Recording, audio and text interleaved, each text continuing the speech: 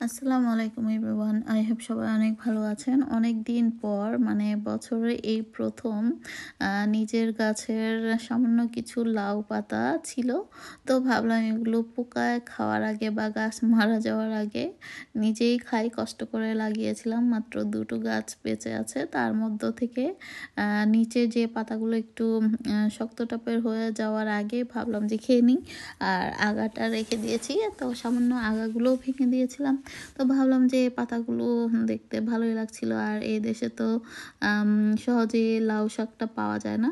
তো ভাবলাম যে যেহেতু পাতাগুলো ছিল গাছের, তো এগুলো দিয়ে একটা রান্না করা যাক, সবজি তরকারি। তো কি আর দিব, বাসায় শুধু আলু ছিল, লাউ ছিল, কিন্তু শুধু আলু, টমেটো আর লাউ শাক দিয়ে, রুই মাছ দিয়ে একটা রেসিপি করি।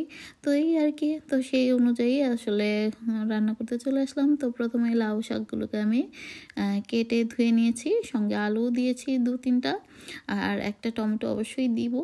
আপনারা চাইলে স্কিপ করতে পারেন, তবে টমেটোটা দিলে এই শাক রান্নাটা খুব সুস্বাদু হয়।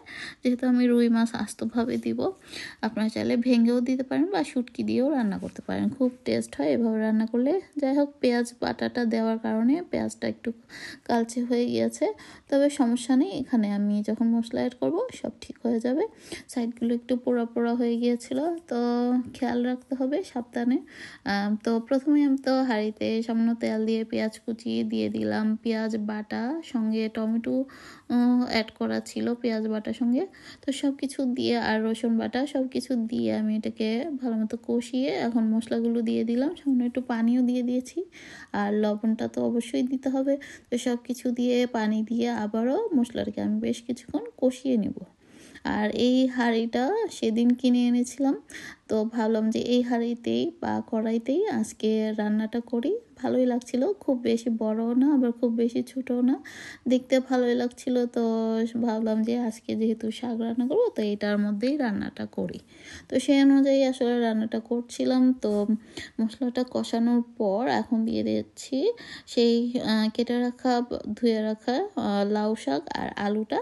তো আলুটা এবং লাউ শাকটা দিয়ে আমি এটাকে মোটামুটি কষিয়ে নিব। তারপর পানি দিয়ে এটাকে আমি কিছুক্ষণ সিদ্ধ করার পর বাকি উপকরণগুলো অ্যাড করব।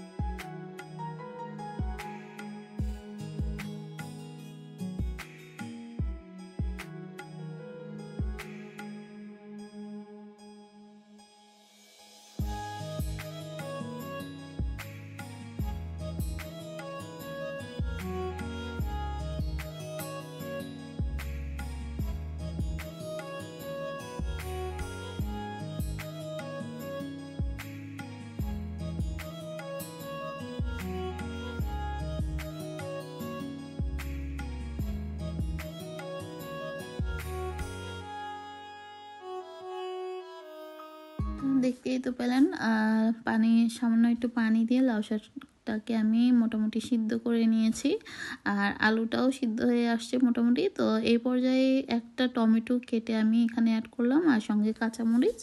তো এগুলো দেওয়ার পর আমি ভেজে রাখা মাছগুলো এখানে অ্যাড করে দেব।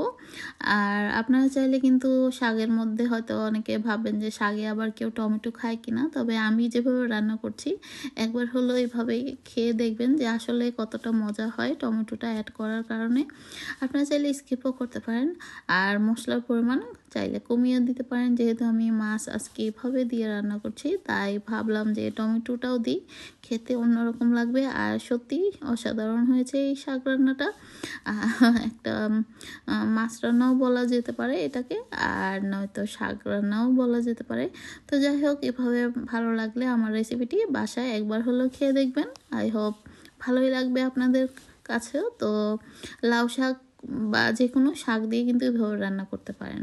তো যেহেতু লাউ শাকটা ছিল এই বছরের প্রথম নিজের গাছের, তো এটার খাওয়ার মজা তো স্বাভাবিক একটু অন্যরকম হবেই। তো সেই অনুযায়ী আসলে রান্না করে নিলাম। তো আই হোপ আপনার কাছে ভালোই লাগবে। তো এই তো আমার রান্নাটা কিন্তু হয়ে গিয়েছে। তো ভালো লাগলে আমার চ্যানেলটিকে অবশ্যই সাবস্ক্রাইব দিবেন। তো আজ এ পর্যন্তই, সবাই ভালো থাকবেন, আমাদের জন্য দোয়া করবেন, আর আপনাদের জন্য রইল অনেক দোয়া। আল্লাহ হাফেজ। Thank you for watching.